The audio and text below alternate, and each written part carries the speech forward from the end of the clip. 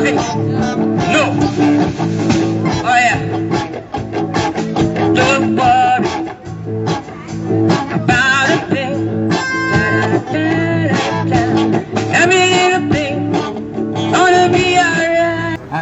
We are live at Cannabis Day, Thornton Park, Vancouver, because BC. The source of all life is the divine will, and the divine will is the sun, and the receiver of the divine will is the earth. Mother Earth receives Father Son and creates a variety of species of people. It's no great secret. I thought you took off. It's very, because people who are, shall we say, wanting to be powerful as a result of becoming spiritual, watch out, because if you become very spiritual and you don't pay respect, Hello, everyone in the chat, to the aspect of divine, well, you can end up playing pickleball, and I don't recognize it for anybody over 85, because it can become very painful very quickly if you fall on your ass. So everybody, I'm having a wonderful time here, and I would certainly like to generate some people. That gentleman in the yellow hat, so would you care to come up and make a few comments in favor of this blessing? No, not for you. Oh, good for you though. Oh, you're still smoking. Well, that's the best reason not to. There must be some other people here. Here, this gentleman here. Oh, wait a minute, here he comes. Bravo. Bravo, that's what I like to see.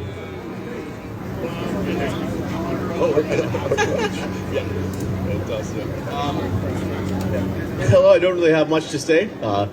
Awesome place, good vibe here, so hope everyone just continues to have a good day. Feel good? Prevent you with dark glasses after that performance.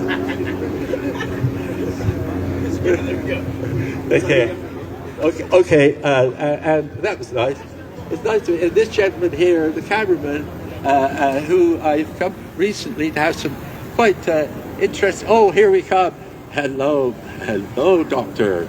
Hello. Oh, look who's here. We've got some very interesting personalities here. Oops.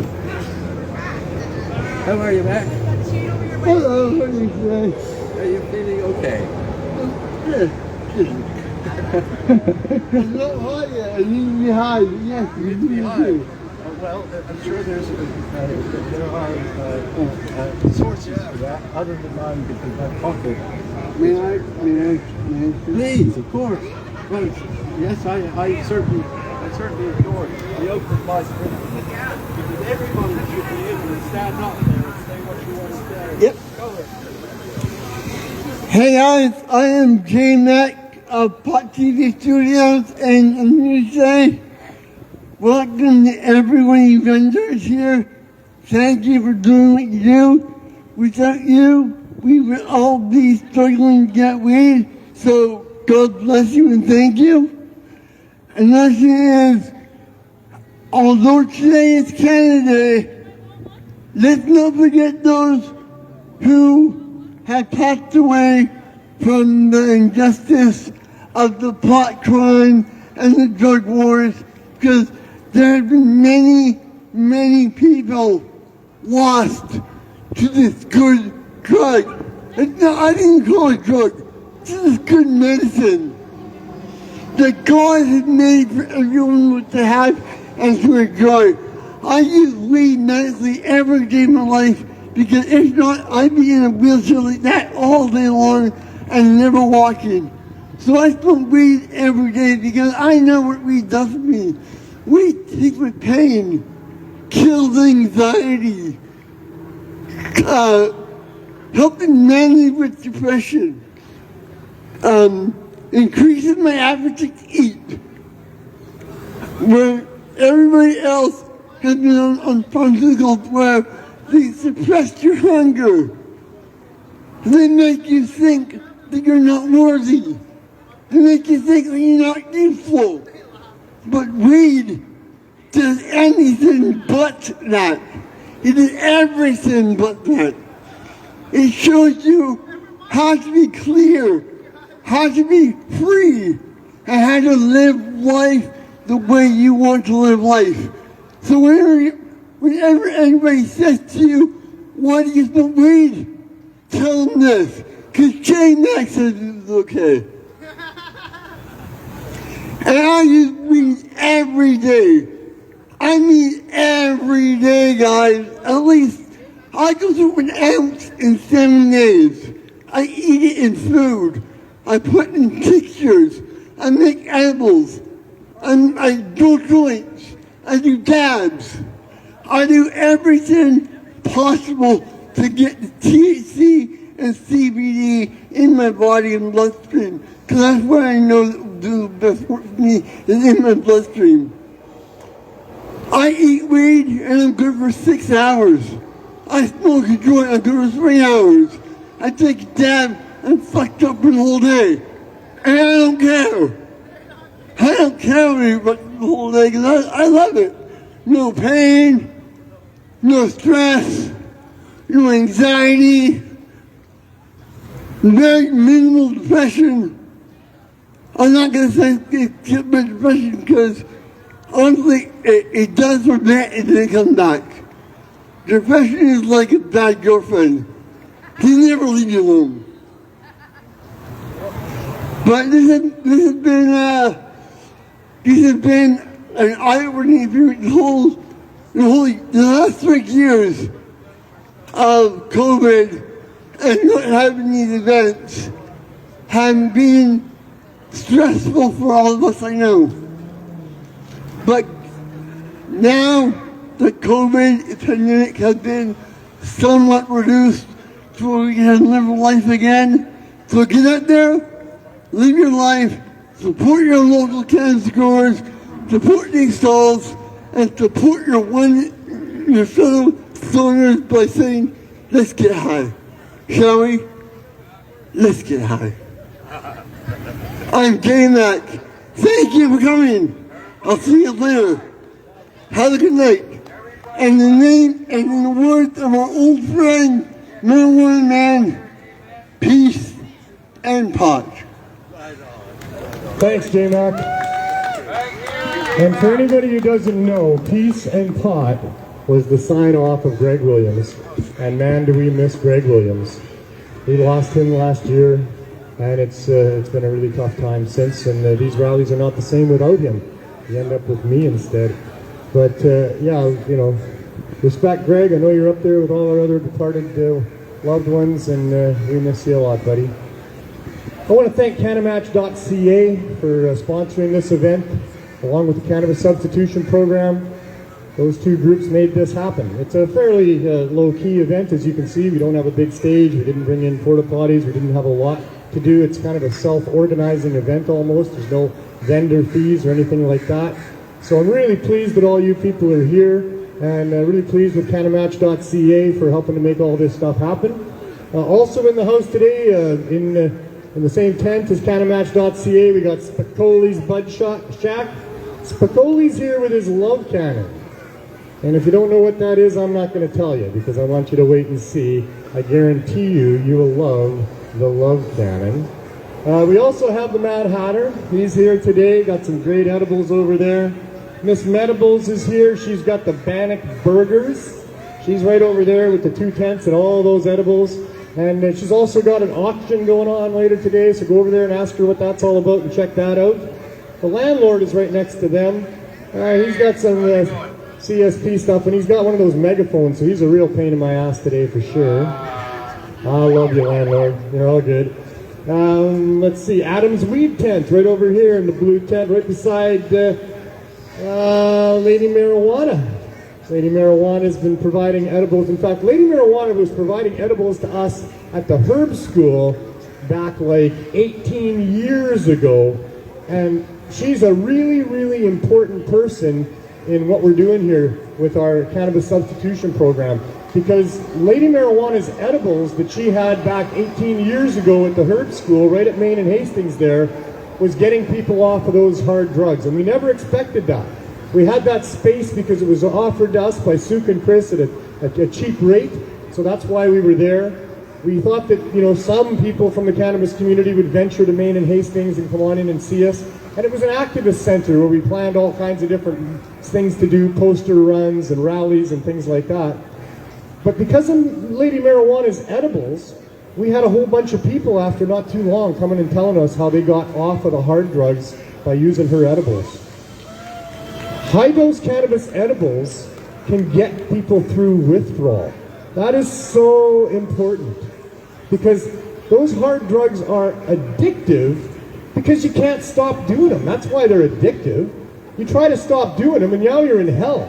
Every joint in your body is just screaming. Your head is exploding. Your stomach feels like fire. These are the explanations I've had given to me from people who've tried to go through it. Most people don't succeed the first time, the second time, the third time. It takes several times to succeed at that. But with high-dose edibles, you see, the thing is, smoked cannabis doesn't do it for people on hard drugs. They all go, marijuana doesn't do it, right? Because the smoked cannabis isn't powerful enough to do it. But edibles, man, you can eat too much edibles. Anybody here ever ate too much edibles? They see a show of hands? Lots of hands. That is not very much fun, is it? No. No. It is uncomfortable as can be. You think you're going to die, and sometimes you even wish you're going to die. It's not fun eating too much edibles. It won't kill you. That's the good news. The next day, or maybe 2 or 3 days later, once it ends, depending on how much you ate, you feel fine. You're great. No long-term health effects of any negative sort. But yeah, getting through withdrawal, that's really hard. So because you can eat too much, that's where the key is. Because if you can eat too much, then you can eat enough. You can find that dose that is the right dose. Don't start at a high dose. Don't decide, hey, if 50 milligrams is good, 200 must be that much better. Don't do that. If you've never eaten cannabis edibles before, start at 10 milligrams. And then wait for 45 minutes at least. And if you feel like, hey, I don't feel anything, go ahead and have another 10 milligrams and build slowly until you find that right dose to avoid eating too much. But cannabis high-dose edibles can get people through withdrawal. That is so powerful. The government needs to understand that and help us. But unfortunately, our public servants, by our experience with the CSP, is that they don't care about the people that are addicted, except that they're a source of income because they can use our tax dollars to give money to their buddies to try to help. And in many cases, their buddies are the pharmaceutical companies. Because the pharmaceutical companies, who are the main reason we have this stupid overdose crisis in the first place, they want to be the ones to solve it with some other opioid that they supply, that taxpayers pay for, that is safer than the opioids they're buying on the street. So it's a safe supply by the pharmaceutical companies of another addictive opioid that isn't about helping you get off that shit. It's just about maintaining you as a source of money for them. That's all it's about. So, yeah, we reject that. Cannabis, high-dose edibles, that is the real safe supply. That's what they need to be promoting as a safe supply, not other opioids that you can still overdose on, supplied by unethical, immoral, corrupt, greedy pharmaceutical companies. That is not the right solution. So our public servants are corrupt. They're trying to support pharmaceutical answers to a situation caused by them in the first place, and an answer that doesn't solve it at all. And we have the answer, and they're ignoring us. We've been 5 years with the CSP on the downtown east side rescuing people from addiction. We have 280 members that get 420 milligrams every 4 days for free. And every one of those people will tell you that cannabis has saved their life. We have hundreds more people that come and see us that aren't part of the program. We can't add more people to the program because it's all by donation, and it's already really difficult to come up with about 12,000 milligrams of high-dose edibles every single day. We're open 7 days a week now, and that's what we're dispensing every day, all by donations. That is powerful. I cannot thank our donators enough. I can't name them all because there's too many, but they bring me to tears. We couldn't do what we're doing without them. We're people that want to help. We want to provide high-dose edibles, but we don't have them. We have time, we have desire, but we don't have the edibles. So thank God for donators that care about what we're doing and donate to us. And they don't care if I mention their name or not. They're not in it for promotion. They're in it because they really care too. So such a huge thank to everybody that's ever donated or helped the CSP. Without you people, it doesn't work. And it has been working fabulously. I see Debbie Hay over there, one of our great brownie and cookie makers since the beginning. Mad Hatter's there. They've been helping us out for a long time. So many people have helped us. I shouldn't start naming names because there's too many. But anyway, if you can help us, because it's great to help a situation that's helping people, that's for sure. One of the best ways to get energy and juice in your life is to help people that need it. And these poor people that we're dealing with, don't believe the media hype. These are not just ordinary people that made bad choices and now they're suffering the consequences. That's not what's going on here. The people that are struggling in poverty and addiction on the downtown east side, the visible addicts, the visible poor, those are the abused children of our society. These are the people that didn't make it out of childhood without trauma, or didn't make it through their early forming years or even their adult years. And many of them got put on those opioids by doctors, and now they're stuck. They're good people. They're not scum of the earth. They're not bad people that made bad choices. These are our brothers and sisters, our sons and our daughters that got stuck by no fault of their own in almost all cases. That's what we've learned here in all the years we've been here. We've listened to all their stories. We know what's happened to people and why they're here in many cases. They deserve our help. They deserve the government's help.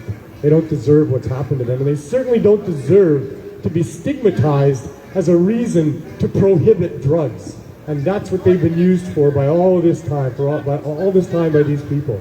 They said, hey, here's why we have to prohibit drugs. Look what happens. These people, they get addicted and get on the needle and behind the dumpsters. And cannabis is a gateway drug to all of that, so we have to prohibit it. Well, prohibiting something increases the desire for those things by most people. A lot of people don't even think about these things until they hear the government prohibited it. Then they can't help themselves but go and get some to say fuck you to the government, because that's how they feel about prohibiting stuff. The government's caused all of this. So anyway, thank you all for being here. Thank the vendors for being here. Get on your social media. Let people know there's great cannabis here in all sorts of forms. Anybody walking around knows that already. The prices are great. Oh, so I also want to continue my list here. I told you about Adam's Weed Tent. I told you about Lady Marijuana. We got Just Blaze It over there. Go see Johnny. He's been helping people get access. Go check out the plant at Johnny's little tent there. Holy crap, that's how you grow a little bonsai cannabis plant. I think it's for sale. It should be auctioned, I think, because that's great. Right next to them we got $5, $5, $5. You have to go ask her what the $5 is all about. There's a little fishing thing that goes on. There's a jar you can put your name in. There's other things going on. $5, $5, $5. Then we got Wayne's World is here. Sophie's Things are here. The plant shop on the corner over there with the Canadian flag and the Canadian flag. I don't know about the Canadian flag. This is Cannabis Day. But all kinds of great plants and seeds and flowers. They got hash over there. Go check them out. Spoiled Rotten is here. They're right over there. They got their signs up. They got all kinds of good stuff over there. I had a look. It looks awesome. Heart and Soul Edibles. Check them out as well. And the CSP. That's us right there in the tent over there. We have a few different strains of cannabis. We got the $2, the $4, and the $6. And we also got some $5 sativa in there as well. And we have hash at 3 grams for $10, which is pretty good. And you can find out about the CSP. We got pamphlets and things, so check that out as well. So that's what's going on here. Love to have all you people here. This is great. What a nice little quiet, serene, beautiful vibe going on as always. And speaking of vibes, I think I got my son over there working on some more music for us. We're going to have some more live acts coming up pretty quick.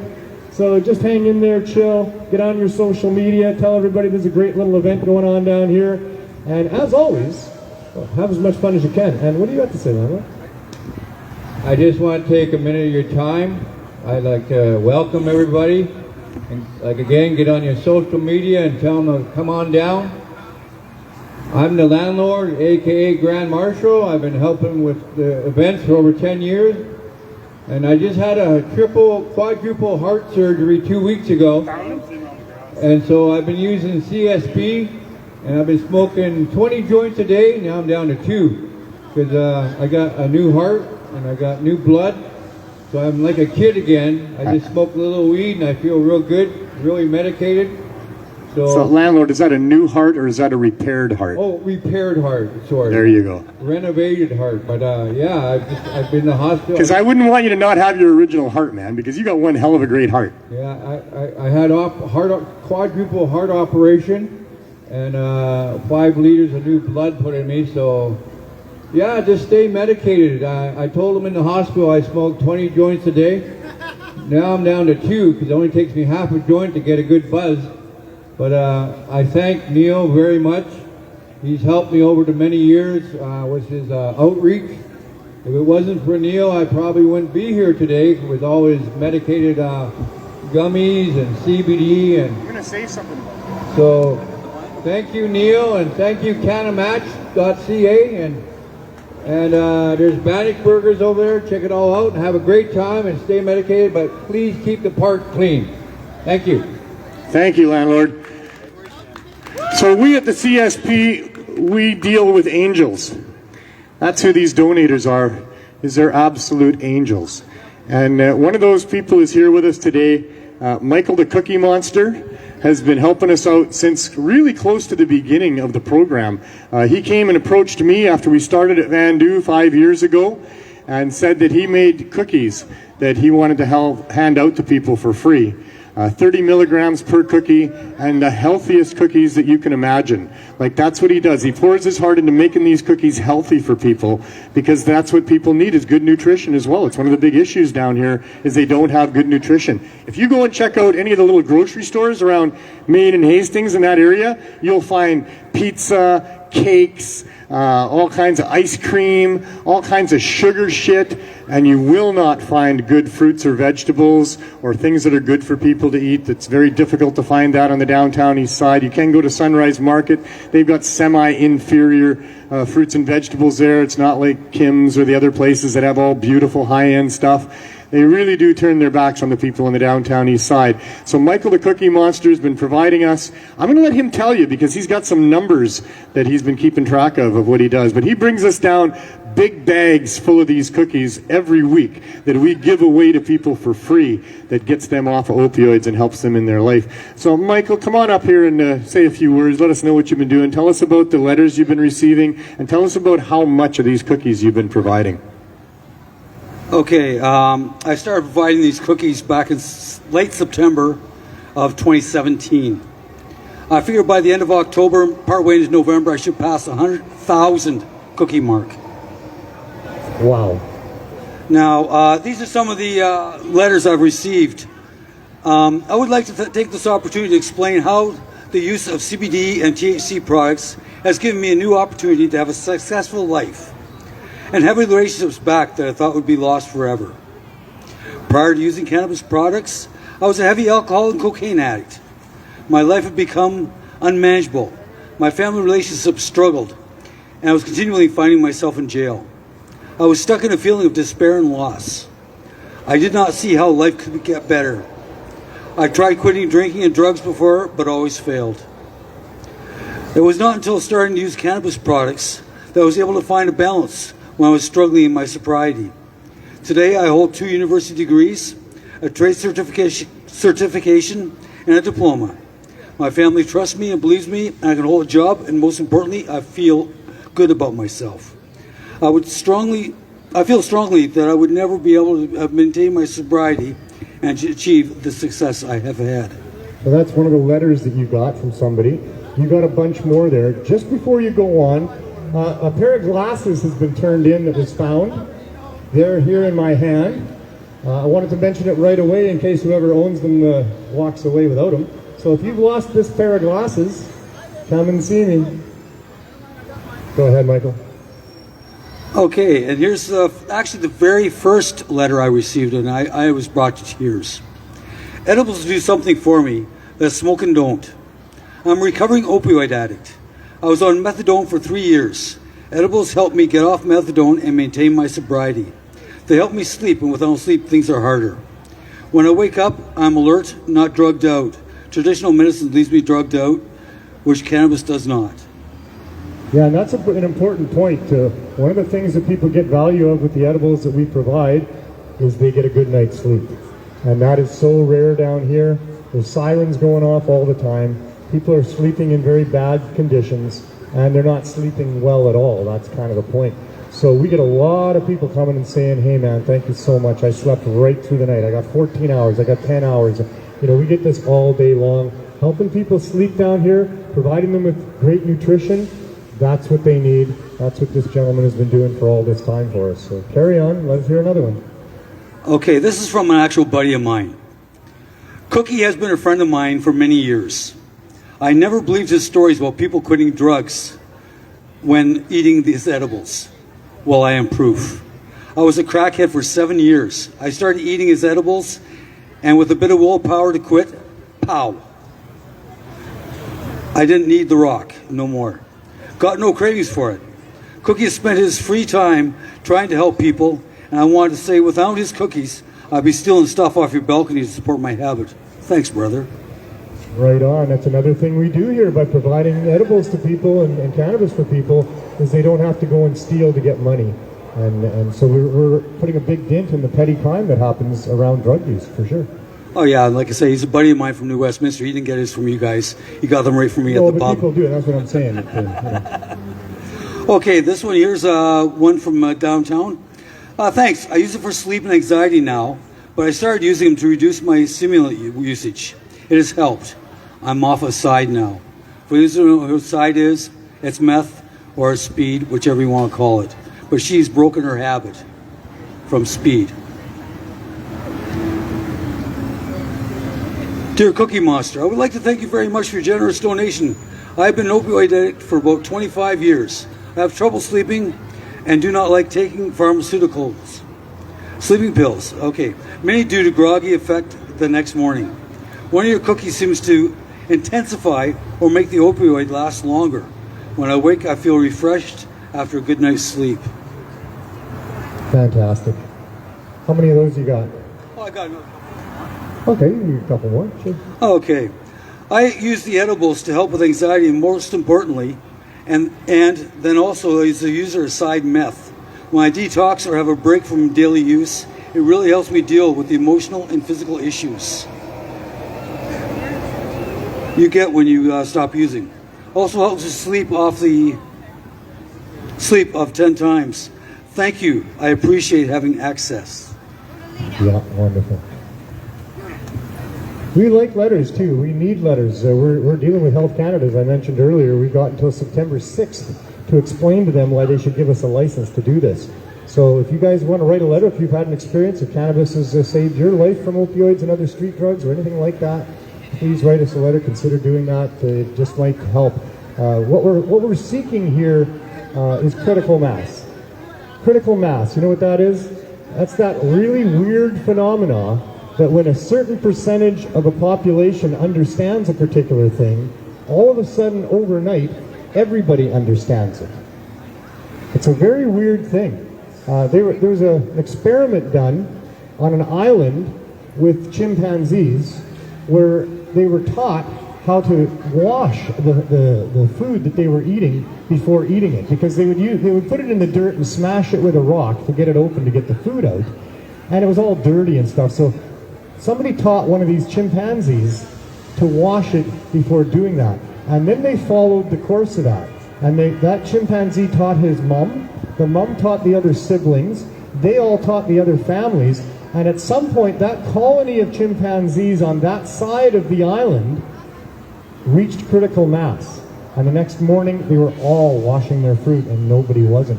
But that's not the weirdest thing. The weirdest thing is that the other colonies of monkeys on the other side of the island that morning also all started washing their food. critical mass.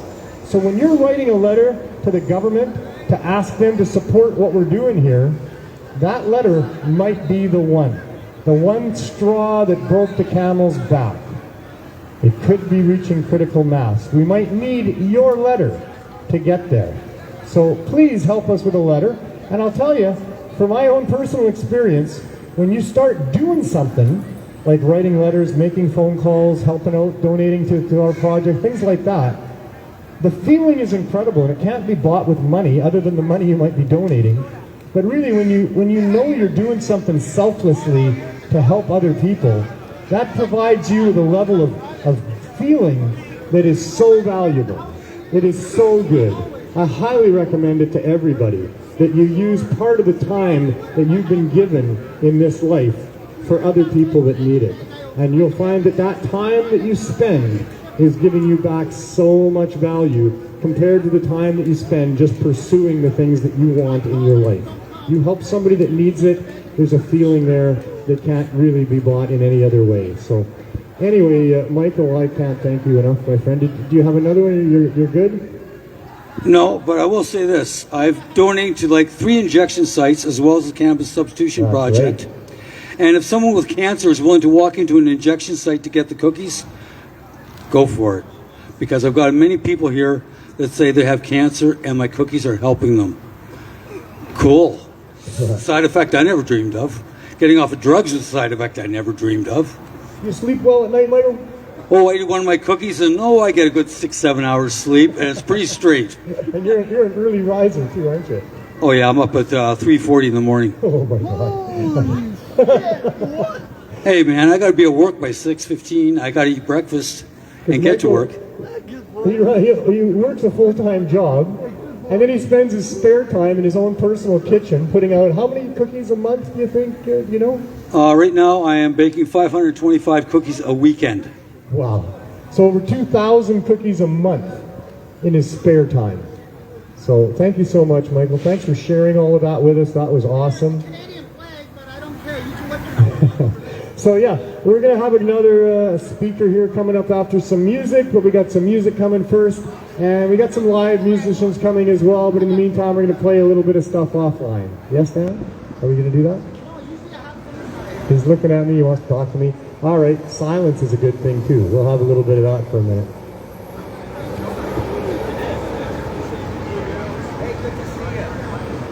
Cannabis Day. You're live on Pot TV. Hey, how you doing? How are things going? I think they're going really well. It's a beautiful day here. We got lots of wonderful vendors here. It's a nice crowd. Well, before you go see Dan, you want to walk me right over to Landlord? You want to go see Landlord? Yeah, let's see Landlord. I gotta go talk to Dan. All right, go talk to Dan then. I'm going to go talk to Landlord.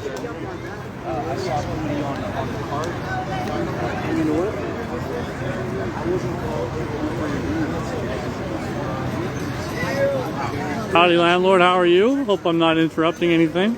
Just saying hi to Pot TV. Everyone's saying, Pot TV. saying Happy what's up. Cannabis Day. Come on down to Thornton Park and have a good time. Media message everybody. Come on down. Looks 2 like more hours to 420. Yeah. So still time to meet 420, but looks like a pretty good time overall. This is my sister's boyfriend. He came from the Okanagan, Penticton. Right over here. Big Al. Oh, he's way big. I'm gonna zoom up. Nice to be out here at the coast to celebrate this auspicious occasion.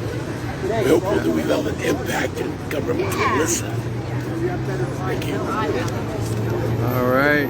Come on down to Cannabis Day at Thornton Park.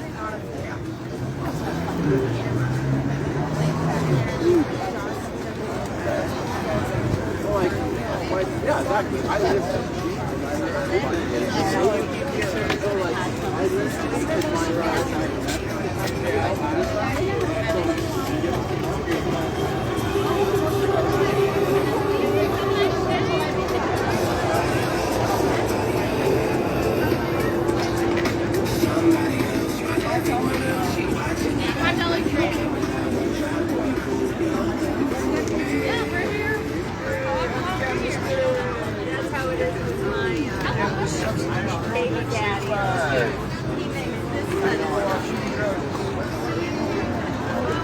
Oh,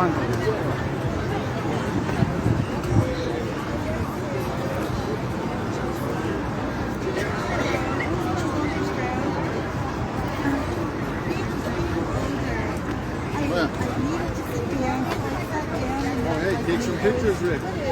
Post on Facebook, man. I was gonna buy mushrooms. Mushrooms.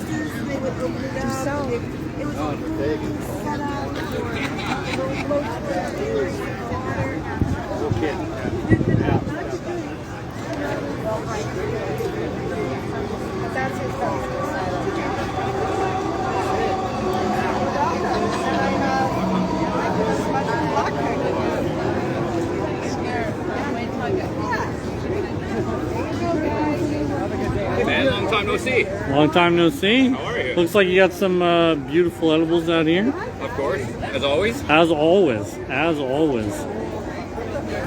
I don't think I ended up seeing you on 420 this year. Trying to think.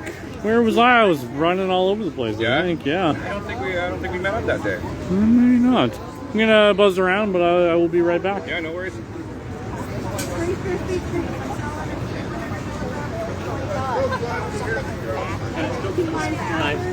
And then I got Tish cookies, 3 100 milligram cookies for $20. And then I've got microdose. Oh, it looks like some pretty nice stuff here, Neil. Oh yeah, have you seen the plants? Yes, I just saw the plants. Beautiful. Plants are awesome. Did you see Miss Medible's table? I did. Great edibles. I want to there. put this thing down and start buying things and eating things. Johnny, you want to be on Pot TV, Johnny? 1 second, I just got to grab her a table, but You do that. You go right ahead. Well, let's go see Johnny's plant. Did you see that one? No, yet? no, I haven't seen that one yet. Okay, let's go do that. Got all these little ones here. Those are great. I want some of those today. You can buy 4 for $30. That's a good price. It's not too bad. Well, considering how much weed you can get out of one of those plants per yeah, ounce, that's good. I feel like that would be Johnny wants $100 for this one coming up. Oh, that looks pretty nice. But it's not a clone. May have well have started out to be a clone. Isn't that something, eh? Look at the crystal on that. Just you have to take your eye out.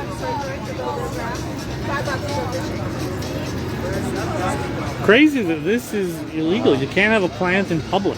You can't have a plant in public. Oh my God. That is insane. It is So insanity. thank you to whoever took the time to... This is a Just Blaze It, actually. That's little Johnny. He was going to come and talk to us. Maybe he still will.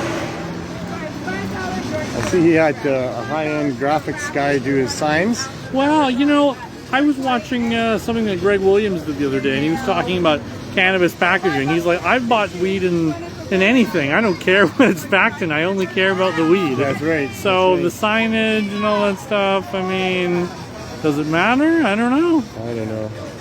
I don't know. It shouldn't have to matter. That's the thing. If it has to matter, then it's a problem. People want to do things, that's fine. But being forced by a government to not be able to do certain things, that's not hurting anybody. It's just a waste of our public servants' time and our tax dollars, for sure. Especially something that's so peaceful. The idea that a farmer's market on quote-unquote Canada today would not be... Hey, Johnny. This plant is beautiful. We love your plant. It's so beautiful. And it smells amazing. I want to pick it up. 2, 4, 6, 8, 10, 12, 14, 15. Really nice colas on that. So, yeah, that's amazing. Good job, Johnny. Anything else you want to say? Happy Cannabis Day. Happy Cannabis Day. Fair enough. Thanks for being here, man. All right, well, maybe, you know, you can leave me back to CSP and we'll stop this video for now. We'll come back on because I want to... This rig is too big to hold, and I want to start buying things and smoking things and eating things. And can't be working all the time on a Cannabis Day. The only way to properly understand all this stuff is to see it all myself. Yeah, of course. Because, you know, to show the people at home what's going on here. It's a wonderful thing. Canamatch.ca. Thank you so much for being here, Neil. Whoa! We're gonna have the canning going on here in a little while, we're gonna do a preemptive 420 cannon, but 420 is when the real cannons is going. That's the time. Motherfuckers. Awesome. Excellent top shelf cannabis. Big bag of dicks. So are you a rep? Are you a rep for Top Shelf? Is that what's going on? I'm pretty much, I'm top shelf. He is top shelf. I didn't realize you were. Everybody's a top shelf friend. Well, he's got his own brand of weed here. Spicoli's We weed. got Spicoli's top shelf too. And then we're gonna put the sugar plum. We got 2 pounds to blast through the machine at 420. But we're gonna do a half pound before 420 here shortly. Nice. We gotta make sure that it's working properly. And then Glenn's here with Cannabis.ca. Yeah, I'm Cannabis. Yes, yeah. And look, Where do you guys have for members these days? 4,000. 4,000 members. 4,000 registrations. I'm one of them. Yeah, it's still growing. It's still growing, yeah. That's sexy Spicoli. And his love cannon. Nice. And Whoa. then anybody looking for hash? Well, if anyone is looking for hash, you need to get down to Thornton Park in Vancouver, BC immediately. Wow. And can you see that it's even in the shape of a foot? Foot in the fish. The foot in the fish. What's the price range? Is it all at $10? Yeah, so it's all the same price range. Wow. $50 corners, $10 $10 a gram. 3 for 25. Right. Well, that's awesome. That's good looking hash, dude. Look at how he makes feet. And salmon. And salmon. We have the smoking salmon. You can take that out of the bag. You want to smoke some salmon? Get out of here. There we go. We got the smoking salmon in the house. Nice. That's cool, eh? That's fantastic. All right. So, yeah, that's what's going on. So in case someone doesn't know about the CSP, tell me about that. Well, the CSP, that's the program that we started 5 years ago to help people get off of opioids in the downtown east side. High-dose edibles will do that. High-dose edibles are strong. You can eat too much, so because you can eat too much, you can find the right amount. Don't eat too much. Start low, go slow. But the right amount of high-dose edibles can really help somebody get through that withdrawal if they're having trouble on those other drugs. So that was the point of the CSP, was to be able to substitute the other drugs that they're taking with cannabis. And so we've been handing out high-dose edibles for free to people for 5 years. We have evolved through a long journey at that point. And right now we have 280 members that we give out 420 milligrams of high-dose edibles to every 4 days. And that's been going on for all this time and will continue into the future. We're trying to get government approval. We've tried to get that right from the beginning. We're having a hell of a time with the federal government. The city, municipal government supports us. The provincial government says they support us, but they're dealing with non-medical cannabis. Our issues with the federal government, and that's where we can't get them to approve us. They say they're going to deny us by September 6th now because we aren't getting all of our cannabis from them, which means paying their prices and their taxes and all the rest of that, which would mean that we'd have to pass that on to the people that we're supplying it to here on the downtown east side, and that just doesn't work. Many of those people would not be able to afford anything like that. So yeah, we need them to be able to allow us to do what we're doing, and the other reason they say they're not going to allow us is because they think everybody needs to have a doctor as a gatekeeper to whether or not they are able to use high-dose edibles. And even though you can buy it recreationally with no doctor. Well, you can't buy high-dose edibles recreationally legally through the government. You can jump out of a plane and go skydiving or juggle chainsaws or do anything else. You can box and get punched in the head. All these different things we can do that are dangerous, but no high-dose edibles, because that must be more dangerous than all those other things like jumping out of a plane or skiing or just living in a world full of cars. But that's what they say. Anyway, so that's what the CSP is all about, is we're trying to get people cannabis high-dose edibles. We're trying to provide low-barrier access to cannabis, which means cheap, affordable, good quality cannabis. That's what the government needs to allow. And that's what we're fighting with them about. Cool, that sounds like cannabis freedom almost. Like what legalization maybe should have been the whole time. Exactly. Legalization should not be for the rich. It should not be high-priced cannabis that's higher priced than it was before legalization ever happened. It needs to be down there, available to poor people, daily users, sick people. What are they doing? The government is just so corrupt. We can save people's lives. They could help us. They're not. So write them a letter, send them an email, phone them. But get involved. Help us. Force them into doing this so we can all have easy access to affordable cannabis in all of its wonderful forms. Cannabis Day every day. Well, I hear the landlord talking on that megaphone somewhere, so I'm going to go see where he's at. You want to go check out the landlord? Yeah, I'm going to go buzz over and just talk to the landlord. And then, I'll let you do that. I got to work on getting music together. You do your here. thing. All right. See you, Dick. Yeah, we're never here other than on.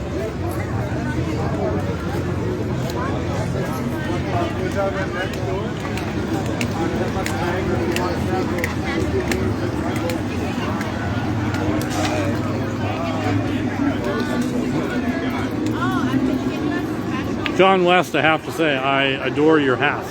How you doing, kiddo?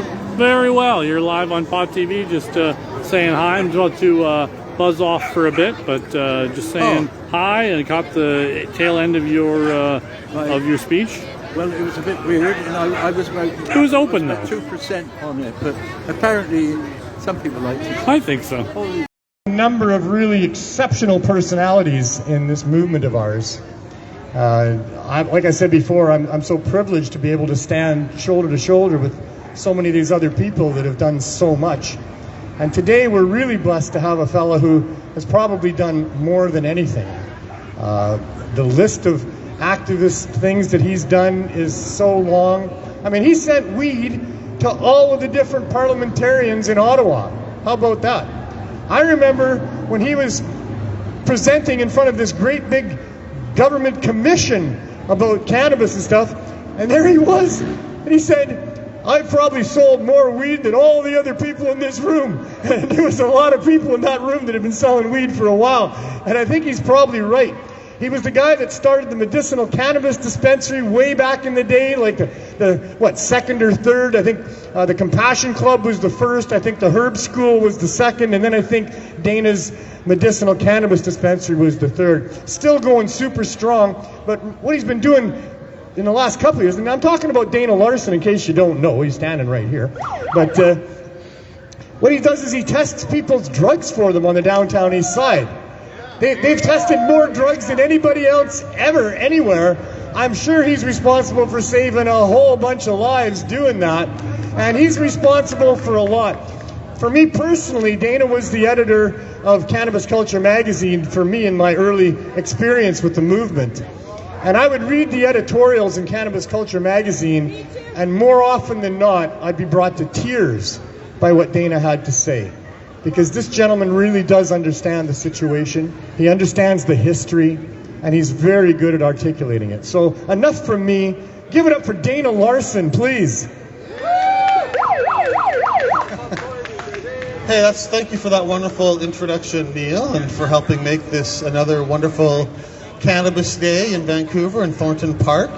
Our Canada Cannabis Day is one of our many lovely annual traditions that we get to enjoy and share and participate in as members of the cannabis culture. And today on Canada Day, it's maybe a chance to look back at the history of cannabis in Canada, because many Canadians don't really realize the very integral nature of cannabis and how important it was to Canada, and how it's been really this thread through our nation's history from colonial times and before until the modern day. In the very early days of Canada, the government was pushing farmers to grow more cannabis. It was an incredibly valuable crop, partly for the flowering top, but mostly for the incredible power of the cannabis fiber that was used to power the world's navies at the time in the 1600s and 1700s and part of the 1800s. And there was a massive effort to get Canadians to grow more cannabis. It was so important. It was so important. And during the 1800s, as Canadians began to learn and understand and rediscover the amazing medicinal benefits of cannabis, it was widely discussed, it was widely prescribed, it was available in pharmacies and all kinds of other ways, very readily and available. People were smoking hash and smoking cannabis, but a lot of times they were eating it as well. But the cannabis culture was really firmly entrenched in the 1800s. In London, England, during the late 1800s, there was special cannabis clubs in London only for women to go and smoke hashish, women's only cannabis clubs for the upper class to go. And they were done in a very exotic kind of an Arabian style. They'd go in, lots of silks, and there'd be harem girls there and stuff, and they would smoke their hash and eat their edibles and have a great time. That was late 1800s. So the cannabis has been part of our culture in so many ways for so long. And you know, when they started banning cannabis and wanting to change things around, that was pretty much 100 years ago, over 100 years ago, that we've had this terrible war on drugs in place, this war on what is really the world's most wonderful and beneficial plant medicines. You know, the cannabis flower, the opium poppy, the coca leaf, all these things, the peyote cactus, and of course the psilocybe mushroom, one of my favorites. It's something I've been exploring more and getting out there through our medicinal mushroom dispensary. And all of these plants have such long and beneficial histories around the world as sacred medicines, as social, cultural, spiritual uses. And it's not a coincidence that these have all been banned. It's not a war on drugs, it's a war on nature, it's a war on plants, it's a war on indigenous cultures and indigenous people, and it's a war on keeping these most wonderful and useful plants out of our gardens and out of our hands and being replaced by other things that are patented and controlled and dominated. And you know, one of the reasons that the war on drugs is so terrible and so hard to get rid of is that so many people benefit from it. Not only do the cartels and those who sell these drugs in a big way much prefer prohibition. It keeps profits high, it keeps competition out.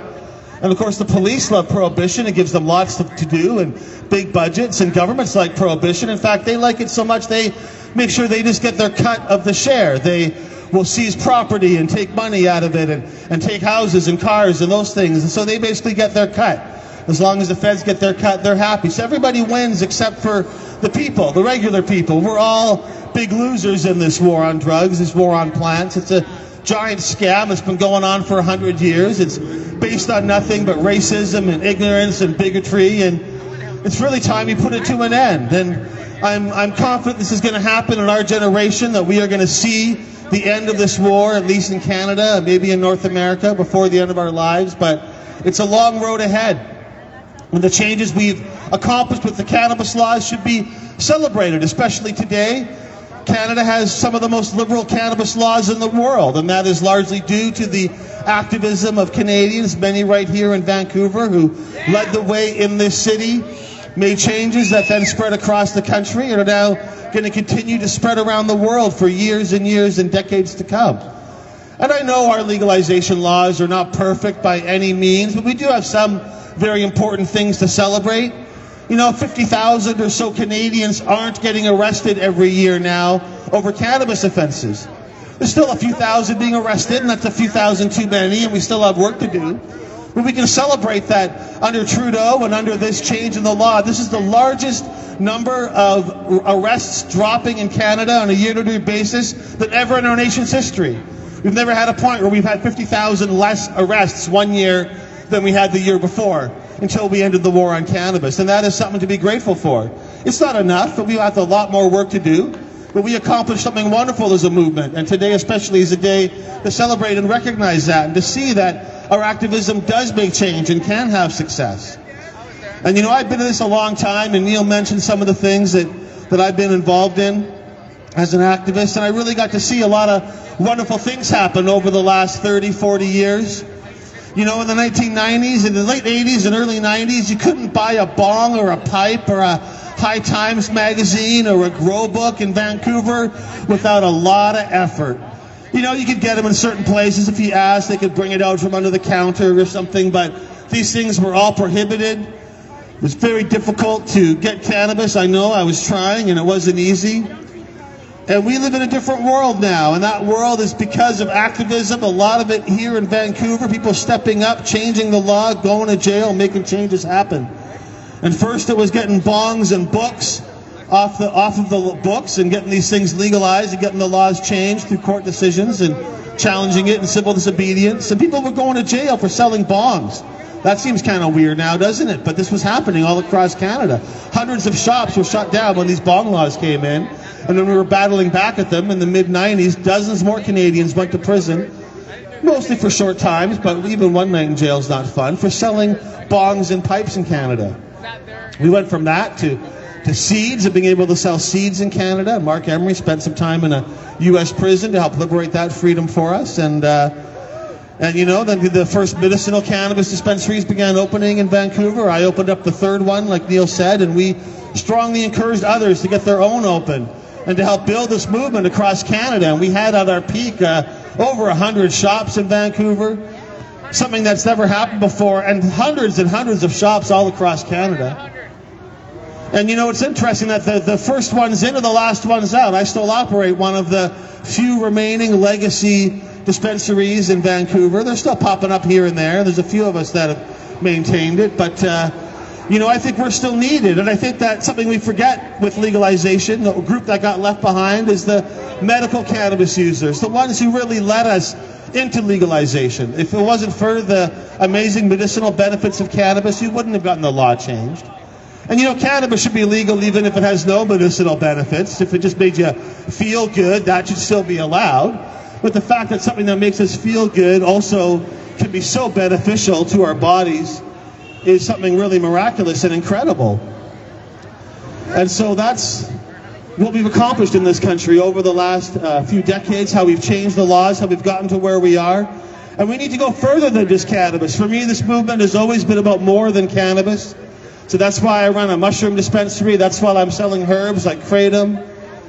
While we're selling coca leaf, I'm the only place in the world you can come in and buy a coca plant and drink some coca tea over the counter. Of course, the coca leaf is known for being a source of cocaine, but it's a lot more than that. Just like cannabis is more than pure THC, the coca leaf has got thousands of years of religious, spiritual, social, cultural use and incredible benefits for stamina and energy and increasing oxygen flow. And like cannabis seeds, the coca leaf has got a lot of nutritional benefits. It's high in many minerals. It's got more protein per weight than meat and more calcium than milk. It's a very beneficial, nutritious leaf. And I chew coca leaf pretty much every day now, and I love coca leaf. And I want to help teach Canadians that it's not just about cannabis. Cannabis is the wonderful plant. Cannabis is my favorite plant in the world. I use cannabis every day, and the only regret I have about cannabis is I didn't start smoking it earlier. But you know, it's really about more than that. It's about all these things. And when we talk about a safe drug supply and this terrible overdose death crisis that we're having in our city, in our country, and cannabis is part of the solution for that. You know, a lot of people who are using opiates can reduce or eliminate their use with high-dose edibles, with better access to cannabis, and that needs to be an option. But you know, for some people, they need opiates as well. There's nothing wrong with that. And we need to make sure that we have a safe supply. And for me, that starts with things like opium tea and smoking opium and plants like kratom that have similar effects but at a much lower risk level. And those kind of options, I think, are where safe supply needs to begin. Hey, if you need fentanyl to get through your day, it should be legally available and in a proper dose and in a proper form. But the reality, I think, is that most people who want opiates are not seeking that. And that's the market of prohibition and the iron law of prohibition that makes drugs more dangerous and stronger and perverts them, really. And you know, if they really crack down on cannabis, you start to see these weird fake cannabis things and spice and other plants that can, or other things you can smoke that can actually be incredibly harmful and dangerous to your health. And I sort of feel like fentanyl is to heroin, that stuff is to cannabis, kind of a perversion and a concentration really created through prohibition itself. So when we gather here today for our Cannabis Day in the park, and we remember the important history of cannabis and how cannabis has been so entwined with our country and how much we've accomplished over the past few decades, these things can take time, but change does happen. And in the sweep of history, these things are happening very quickly. These laws have been in place for over 100 years. That is several generations of Canadians living and dying under a prohibitionist system. And sometimes it's hard to imagine what legalization would look like.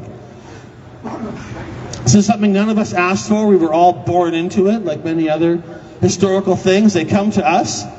And it's our job, I think, to change those things, to make the world a better place, to leave a freer, more loving, kind, more plant-friendly world to our children than the one that we have now. And that's what I'm about. That's why I do the activism that I do. And I want you to do something too. You know, not everybody can devote every minute of every day to changing these laws, but you're here for a reason. You're here because cannabis has helped you, because you love cannabis, because it's changed your life in so many wonderful ways. And I know that so many of you are already activists and already doing so much every day to change these laws and to make things better, but I ask you to do just a little bit more. And if you don't do anything, maybe just do something every day. You can just take a few minutes, sending an email, talking to somebody, having a conversation, donating a few dollars to an activist organization, coming down and spending some time with the fine folks at the Cannabis Substitution Project. There's a lot of things you can do. It doesn't take a lot of your time to make a difference, but you can make a difference because, you know, in the future, someday these laws are going to be changed, I hope. We are going to be living in a better world, a world without drug war, a world where drug peace has replaced the drug war. That's the world that I want to live in. And, you know, I want to be able to look my kids in the eye when they say, you know, is it true, Dad? I'm reading in my history book about how cannabis used to be illegal and that this plant and all these other plant medicines, people would go to jail and people were dying because they couldn't get access to these things because of prohibition. And it seems so weird. Now people can access what they want and cannabis medicines are available and all these things are available and there's nobody dying of overdoses. There's nobody having any problems. We have opium dens and we have coca lounges and they put the cocaine back in Coca-Cola and yeah, there's a few issues here and there, but by and large, things are really good. So how is this? And I want you to be able to say, you know, it was a dark time for a while when it comes to these things in our country. And yeah, people would go to jail, people died, people were arrested, we searched people at the borders, we intruded on people's bodies, we examined them, we fired them from their jobs, we tested their bodily fluids, we tested their hair, we indoctrinated our children. For 100 years, we had this massive pogrom against drug users and cannabis smokers and all these natural plant medicines. But you know what? I want you to be able to look your kids in the eye and say, you know, I made a difference and I got out there and I did something to change those laws. And it's because of me and people like me that we don't have to have a drug war anymore, and that our kids can grow up in a world where drug war is something they read about in their history books, but the reality around them is drug peace. And you know, ending the war on drugs means safer communities, it means eliminating gangs, it means needing less police and giving the police less excuses to brutalize and murder and violate our civil rights. It means taking a lot of people out of prison. It means a wealthier, happier society. It means less homelessness, less pain, less misery, and it means more joy and happiness and pleasure for everybody. And that's why I've devoted my life to trying to end this war on drugs. We've come a long way. We still have a lot to do. I hope you'll join me on this journey, continue to work together, make sure that we pass down to our kids drug peace and not drug war. Happy Cannabis Canada Day, everybody. Thanks for being here so much. Come on down to my shop at 651 East Hastings to the Coca Leaf Cafe and Medicinal Mushroom Dispensary. We get all kinds of amazing goodies and things for sale. I think I'm the only place selling DMT vape pens and LSD kits and magic mushrooms and coca leaf and coca tea and all kinds of other amazing things. There are all kinds of mushrooms and more things are going to be coming. You know, we're going to take all this tactics and all the things we learned legalizing cannabis, and we're going to apply that to everything else, from the psychedelics to the stimulants to the pain relievers and all the rest of it. And my goal is that within the next few years, we're already starting, we have seen at least a dozen mushroom shops in Vancouver now. There's going to be many dozens by the end of the year. There's going to be hundreds and hundreds of these places across Canada within the next year or two. But I also want to see people copying my coca tea thing. If we could see more coca lounges and coca access, if we could see some kind of heroin compassion clubs or buyers clubs for safe supply, that I think is the future. You know, these politicians aren't going to do it for us, but I will say that here in BC, especially in Vancouver, they're not going to stop us either. They're not going to stop us. We have to make this happen. We have a unique opportunity here to make this change. Is it almost 4:20? Am I like cutting into the 4:20 time? You're all right, but we got a band coming on before 4:20. All right, I'm wrapping up here. You know, we got to the end of the story, right? We're going to have a future where we have drug peace instead of drug war. We're going to open and sell and defy these laws, use all the things we learned with cannabis, get all these shops open. It's about making access to these plant medicines to people in a safe and responsible way. And just like with cannabis, we're going to show them how it's done. We're going to do it ourselves. We're going to build that movement in Vancouver first. People are going to see what we're doing here. It's going to go all across Canada. Then it's going to go all around the world. And, you know, here in Vancouver and in Canada, when it comes to cannabis and drug laws, we are really a beacon of hope and tolerance for a lot of people around the world who look at Canada and at our cannabis laws and they go, hey, they're doing that there. Why can't we do that over here? So let's make more change happen. Thank you so much for being here again, for coming out on this beautiful day, Cannabis Canada Day in Thornton Park. Take care, everybody. Happy day. Happy 420.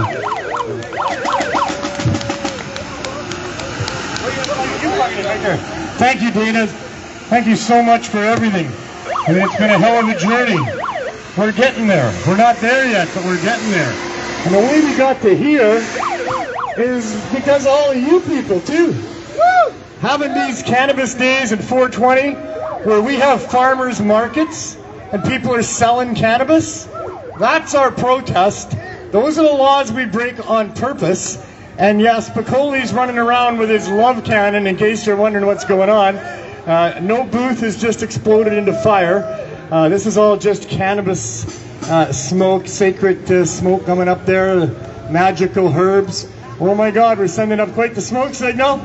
I think the people in Pot TV want to see that.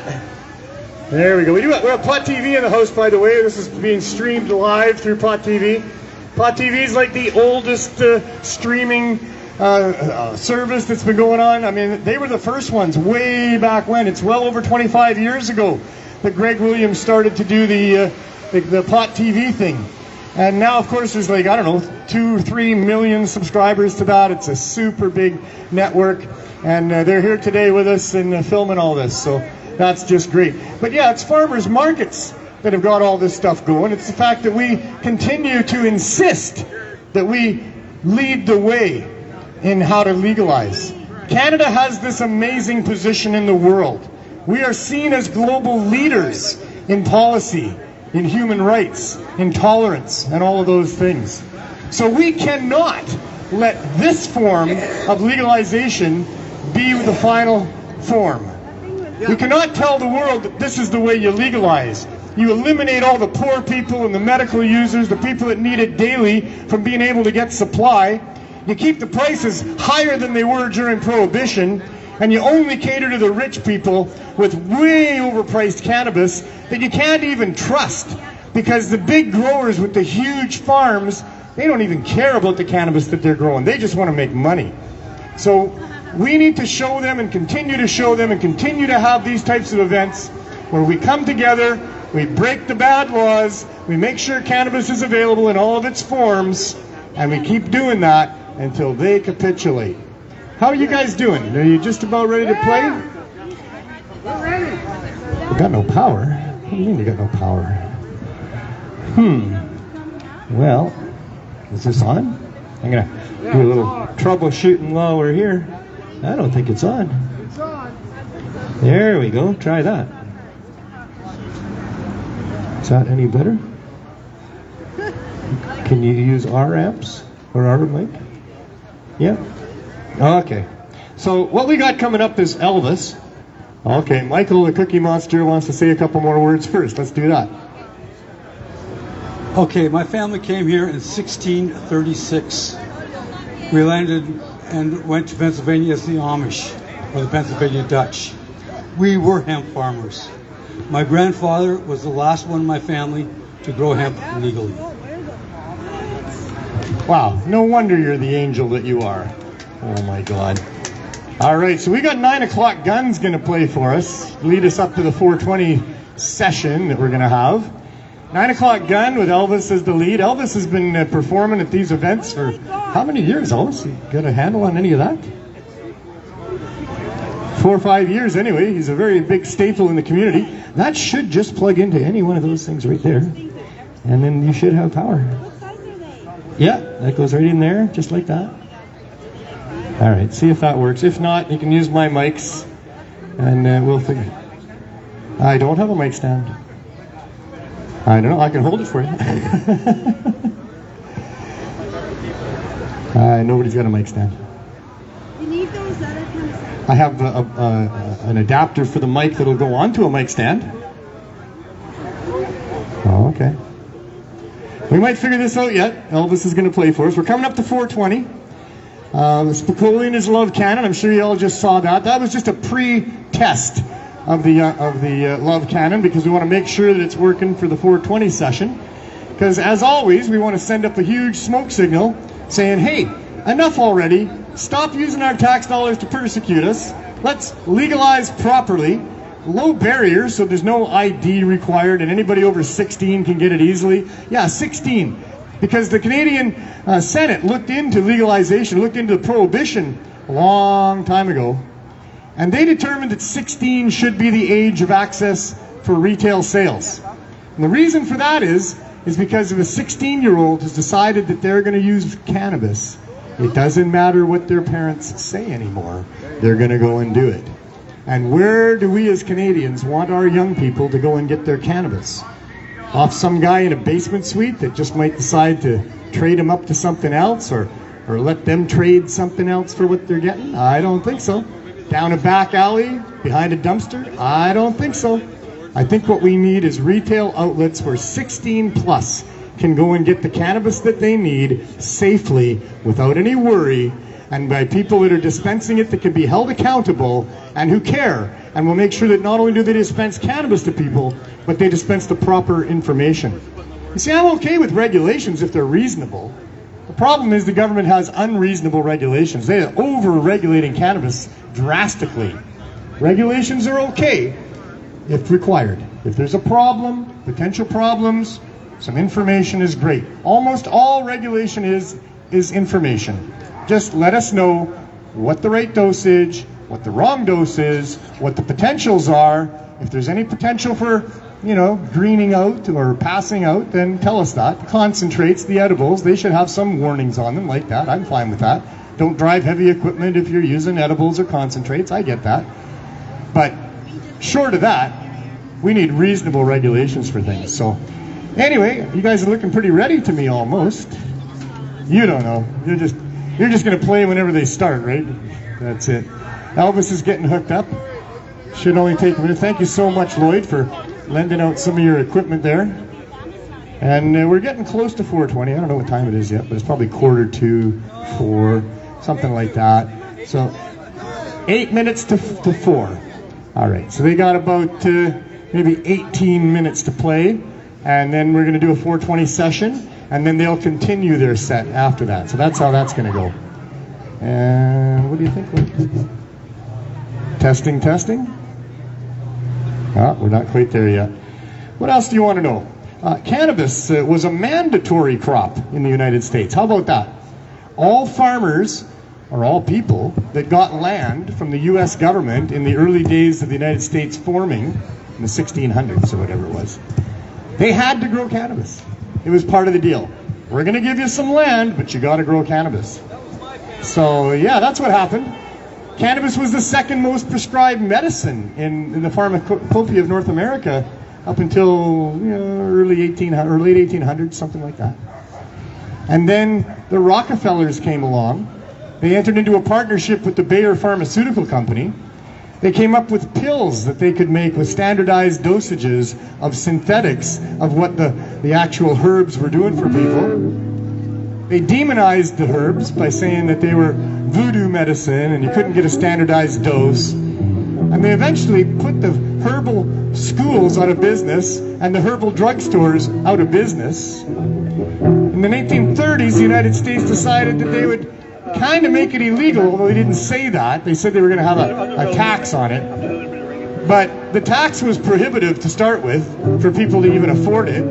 But the real trick was that you had to get a government-issued stamp before you could produce the cannabis, and they just didn't have any. Oh, bummer. You've been growing cannabis as a farmer, it's doing well for you, and now you got to go buy a government tax stamp to be able to keep growing cannabis. And you go down to the government office in your little town and you ask to buy one, and they go, "Oh, sorry, we don't have any yet, we're still waiting for them." Well, you can't just wait for your permit to grow food or plants, because the growing season is not very forgiving.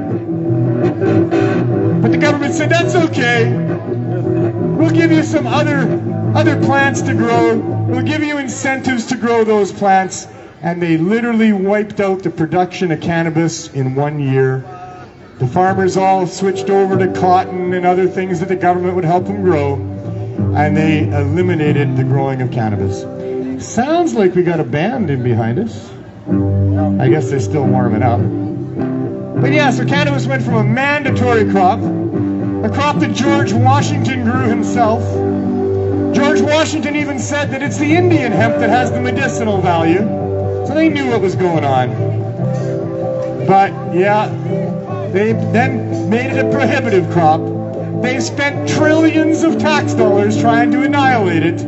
They've jailed millions of people trying to annihilate it. They did everything they could to annihilate this plant and scare everybody into not using it, both by telling horrible lies about it and by threatening people with horrible punishments. But here we are, still strong, still gonna win, still using cannabis and making it available.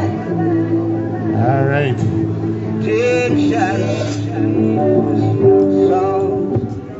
Are you ready, Elvis? Yep. All right. Give it up for Elvis and the 9 o'clock gun. Bringing us to the 4:20 moment. Welcome. Terry's not pumping. Guitar. Guitar. Guitar. Can you plug it? Sure. Give us a little time, second here. Well, hi there, people. Happy Cannabis Day. Sit back here. Thank you so much.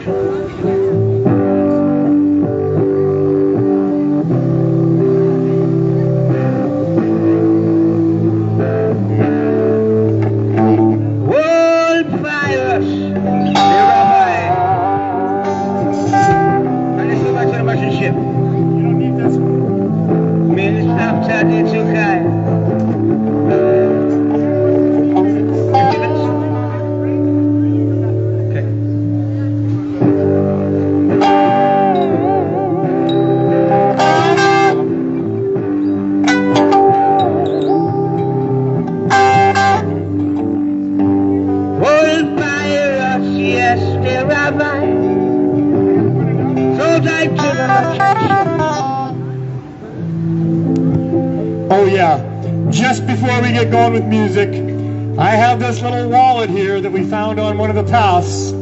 If you lost your little wallet, come and see me. As long as you know what your name is, you can have it back. I also still have those glasses that we found. Nobody's claimed the glasses yet, so got a little wallet, got some glasses, the lost and found is booming. Elvis and the 9 o'clock gun. Thank you. Old pirates, won't you help me sing?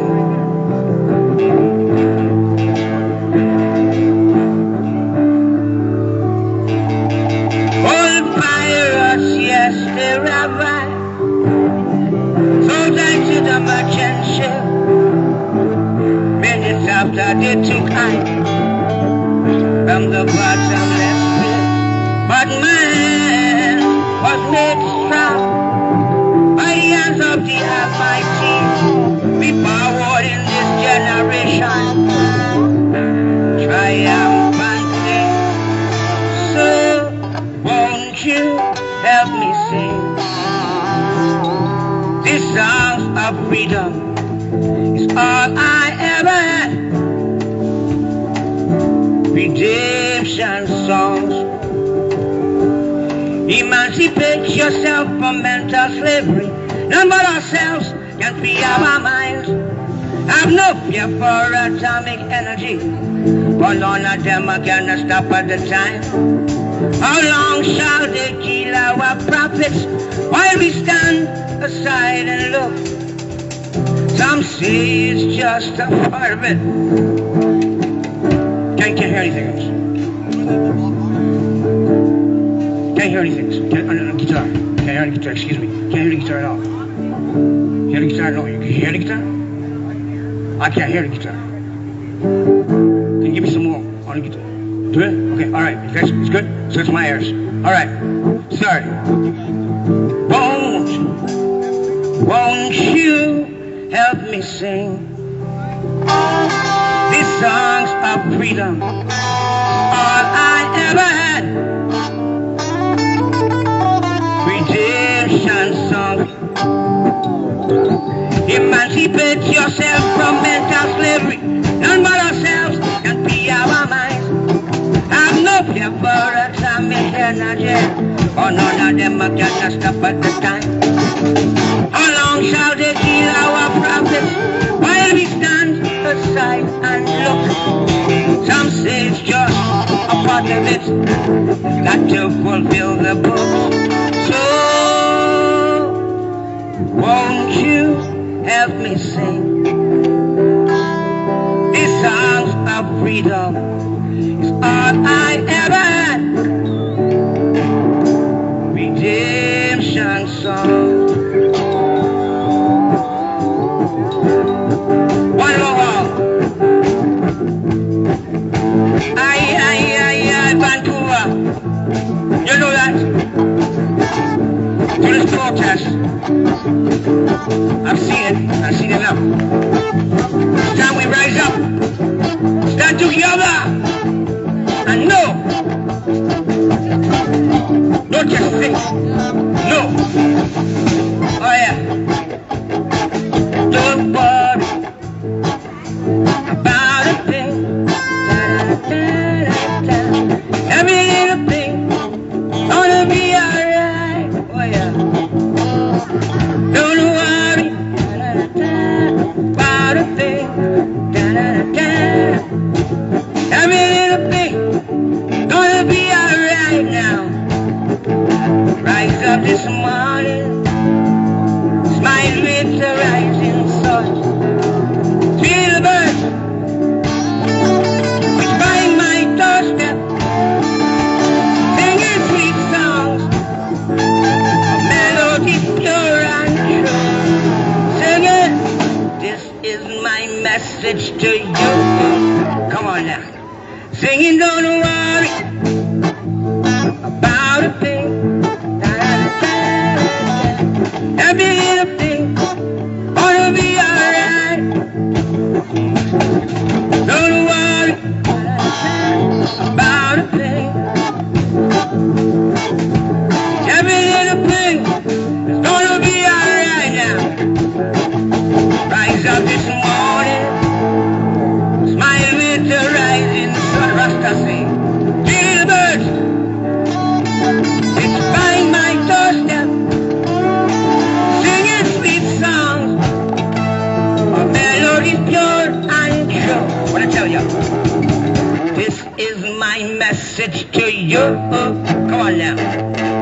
Don't worry about a thing. Don't you worry now. Every little thing gonna be alright. Don't worry about a thing. Every little thing gonna be alright.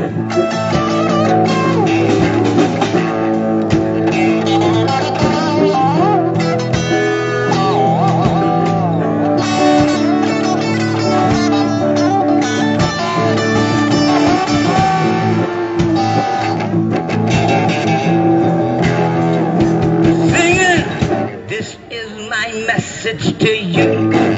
Yeah. Singing, don't worry about a thing. Oh yeah. Every little thing gonna be alright. Can you feel it?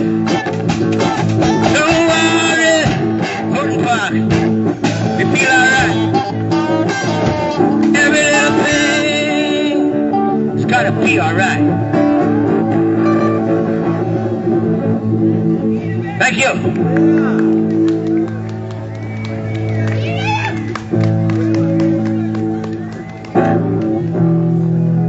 Get together now.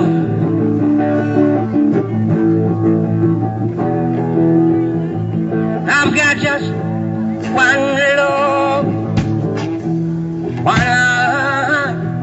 Let's get together and feel alright. One love, Vancouver, one heart. Let's get together and feel alright. One love, there's only one.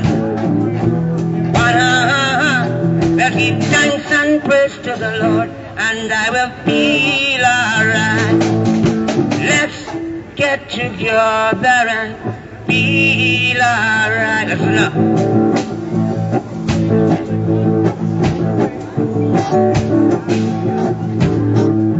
Let them have us all their dirty remarks. There's just one question that I really love to ask. Is there a place for all those hopeless sinners who has hurt all mankind just to save his own? Believe me, one love, one heart. Let's get together and feel alright. One love, what about that one love? One heart. Let's give thanks and praise to the Lord, and I will feel alright. Let's get together and feel alright. Yeah, man. Let's get together to fight this holy Armageddon. When the man comes, there will be no more doom. Have pity for those whose chances grow thinner, for there ain't no hiding place from the Father of creation. One love, talk about that one love. One love. Let's get together and feel alright. Yeah, the children crying. One love, yeah, the children laughing. One love. Let's give thanks and praise to the Lord, and I will feel alright. Let's get together and feel alright.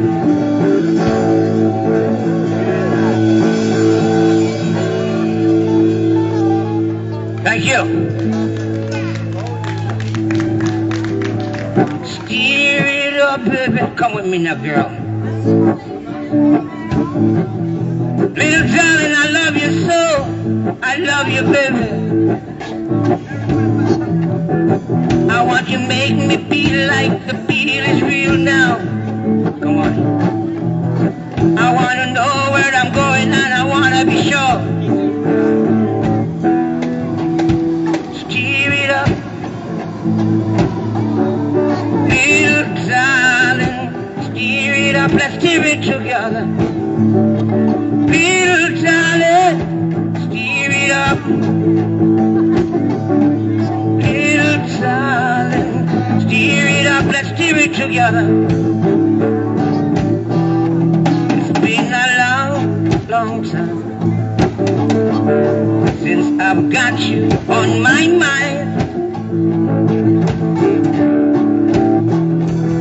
And now you're here. It's clear we were meant to be together, baby. Come on, baby, steer it up. Little darling, steer it up. Let's steer it together. Little darling, steer it up. You know I love you so, baby. Little darling, steer it up, steer it together. Come on now. Come on, baby. Like my fire. Come on, baby. Like my fire. Come satisfy my desire. Steer it, steer it, steer it, steer it together. Baby, we're gonna steer it. Wherever, whatever.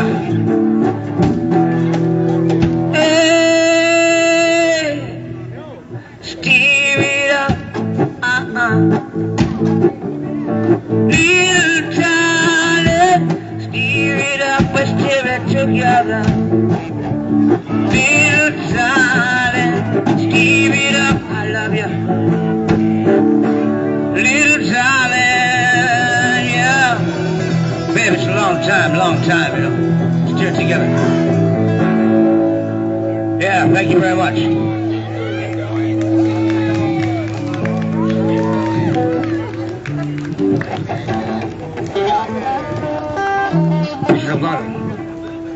Okay, we're gonna give you something original. Okay, can you hear yourself, man? My guitarist can't hear himself. So turn it up.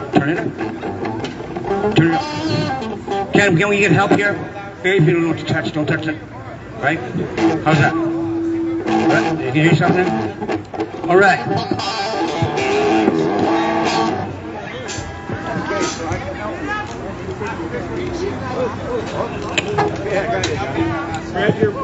It's okay.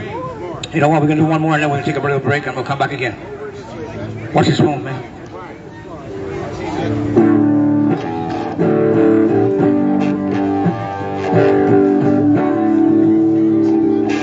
Clearly not.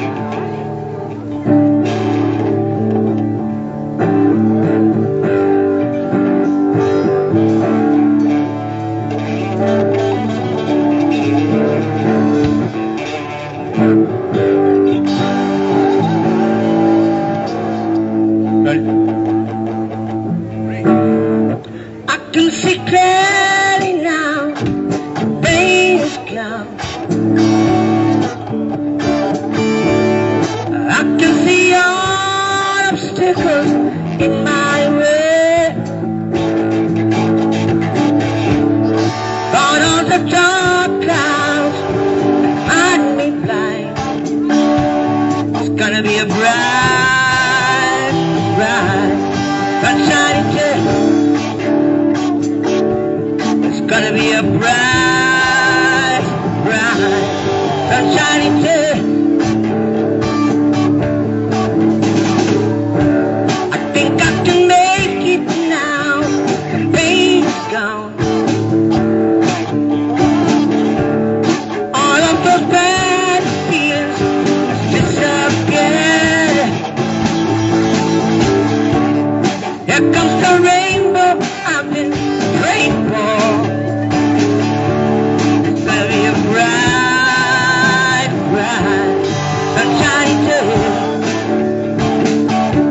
It's gonna be a bright, bright, sunshiny day. Looking over there, there's nothing but blue skies. Looking out there, there's nothing but blue skies.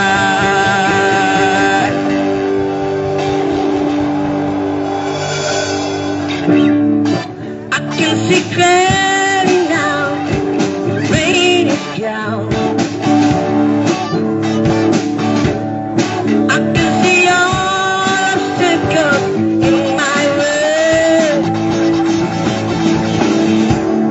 Gone all the dark clouds that hide me blind, yeah. It's gonna be a bright, bright, sunshiny day. It's gonna be a bright, bright.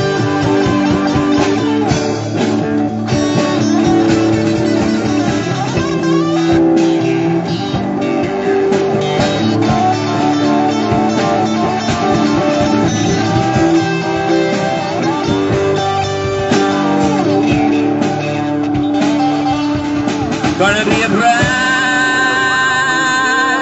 sunshiny day. Cannabis Day. Yeah. Thank you very much. Well, thank you very much, Elvis. They're not done. They're not done. But we're getting really close to the 4:20 minute here.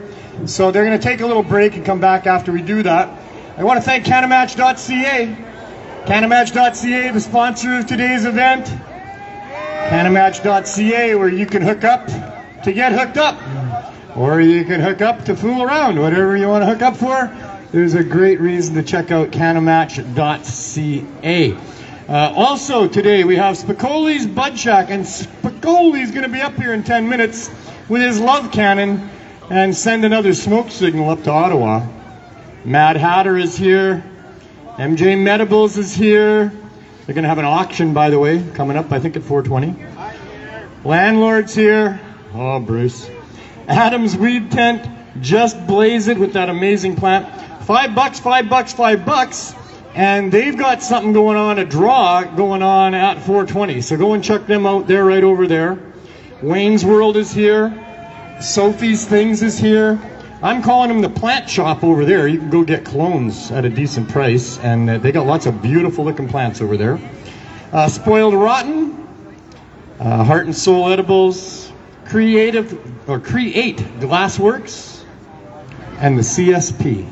So thanks to all those people for being here. We're making this work. Personally, I'm loving this event. I like a small, laid-back event with great vibes. 414. So yeah, for a long time we've been putting on these events. Me personally, it goes back to about 1999 when my son turned 16 and wanted to smoke a joint with his dad. And I said to myself, oh dear, this is not a good bonding moment with my son like having a beer. This is me now worried that my son is going to have the same fate that I'd had in my life, which is having to worry about cops all the time, to buy my weed from questionable sources, to not even really know what it ever was. It was just weed. It looked different. Nobody ever had a strain name back then. And my son was now going to be part of that, and I knew he'd like it. I knew he'd want to smoke it for the rest of his life. And so what happened was, just by synchronicity, you know, that wonderful thing where the universe with all of its vibrations and its symphony of different frequencies does all these really cool things where the right thing, just when you needed it, shows up just at the right time. Well, there we were walking down the street, and there was a poster on a pole that talked about a protest against the drug laws on April 20th at the Art Gallery. And we went to that. And we've never missed one ever since. My son's here at the table there, and go say hi to Dan. I'm sure he's not happy about that, but whatever. I love him. So we've been doing this for a very long time, and it was 2004 when David said, hey man, I'd like you to help me with some things. And I said, hey man, I'd like to help you with some things because my marriage had ended and I had all this time on my hands. And so he said he had this place at Main and Hastings that if I could help him fix that up, and that's what I was a carpenter and a restoration guy, then we'd use it to educate people about the immorality of the drug prohibitions and sell cannabis to people. And that was the birth of the Herb School, Vancouver's second dispensary at the time. There was the Compassion Club that required a doctor on board, and we opened the Herb School, where all you had to do was take our drug war history walking course, where we would educate you a little bit about the ins and outs of cannabis prohibition. And then if you wanted to access cannabis through us, you just have to answer a skill testing question at the gate, and you could come in and purchase cannabis. So that's what we did. And seeing as how we are now hooked up with David, who is putting on these pot rallies, the next one up was going to be Cannabis Day. And I was like, man, oh man, I don't like all of these stupid stoner versions of old cannabis that are flying around. None of those are very flattering. I think if I'm going to be part of this, I'm just a regular guy. I was a guy married in the mainstream and had a family and worked as a carpenter. And now I've gotten really upset about the pot laws. And now I've offered to help David with his Herb School. And at the Herb School, during that 4-day long weekend renovation, I read The Emperor Wears No Clothes. I understood at that point all the things I didn't really get about prohibition. Then I understood this is the greedy corporate bastards that want to sell you their shit, and they're willing to do whatever to keep you from using cannabis. So I'm a bit of a patriot. I love my country. I hate my government. I'm scared shitless of those people. They are corrupt as could be, and they can make our lives miserable, but I love Canadians. And I love what Canada stands for. And for that, I'm a bit of a patriot. So when it was time to help out with these pot rallies that I've been going to for 5 years, one of the first things that came to my mind is, well, we got to have a proper anthem. We need to have something that's thought-provoking, that's respectful, that's not stupid, that helps to teach people about what we're doing here. So I wrote my version of O Cannabis. And I guess we're just about there. We got 2 minutes to go before 4:20. That's just about the right amount of time. Spicoli, where are you? Just about ready for you. Before that, I'm going to show you what I've been talking about. This is our anthem for the last, 17, 18 years. I've had the privilege of singing this all across Canada on media outlets at every 420 Cannabis Day and Global Marijuana March that's ever happened since. here in Vancouver anyway, and lots of other places too. Recently on Co-op Radio. So without any further ado, if you know the words, give me a hand. If you don't, that's fine. I'll sing them for you. Oh, Cannabis. Oh, Cannabis, the sacred plant of peace. With healing power, it helps our eyes to see. And with glowing joints, we make the point that the true north should be free.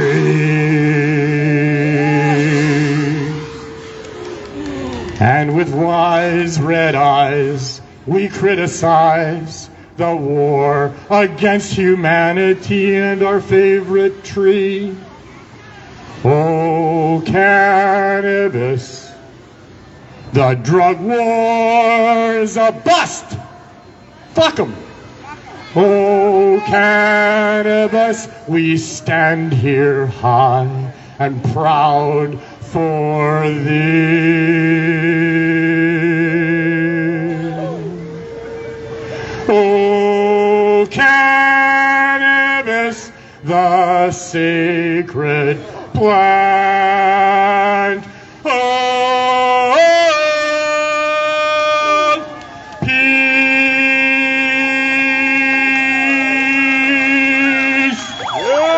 thank you all very much.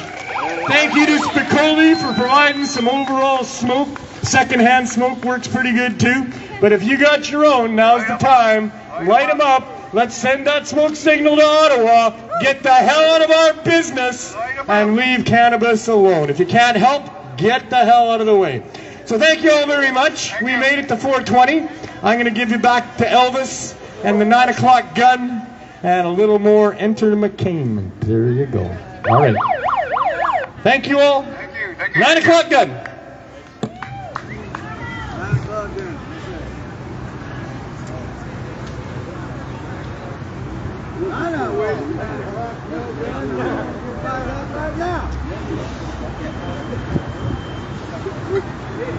Shake them up!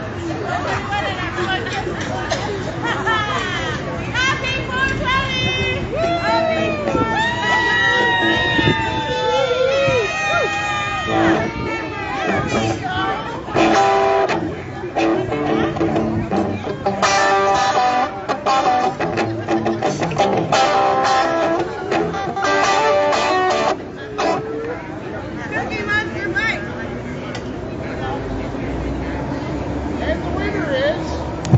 I almost forgot. Oh my goodness. Angels are amongst us, and angels get rewarded. The winner, Michael the Cookie Monster. There you go. Woo! Couldn't be a better choice. The only other one that would come close is John Murray. John's here. He's over at the CSP booth. John has been supplying us with muffins and now cookies as well for, I don't know, close to 4 years anyway. He used to come to Vandu when we were there every Thursday and Sunday, handing out care packs of high-dose edibles, and he'd have hot food for people on the Sunday. And another group would come on Thursdays, and they had hot food. I should mention the food was always infused with cannabis. And so John, he never quit. He just kept on making muffins because that's what we kind of needed, because at the Cannabis Substitution Program, we have the program, and we have about 280 people on the program that get high-dose edibles for free, 420 milligrams every 4 days. But we had to cap how many people we could help like that. But we don't want to turn nobody away. We can't turn anybody away. When they come to us and they're drug sick and they've heard that maybe we can help them, we don't say, sorry, the government won't support us and we can't add any more people. We say, you can come here every day and get a muffin and get a joint or get one of Michael's cookies, and we don't turn anybody away. So we are helping hundreds and hundreds of people thanks to Cookie Monster, John Murray, and all those other people that donate to our project. So thanks to all of them. We did our raffle, and now I'll give you back your 9 o'clock gun. Take it away, Elvis.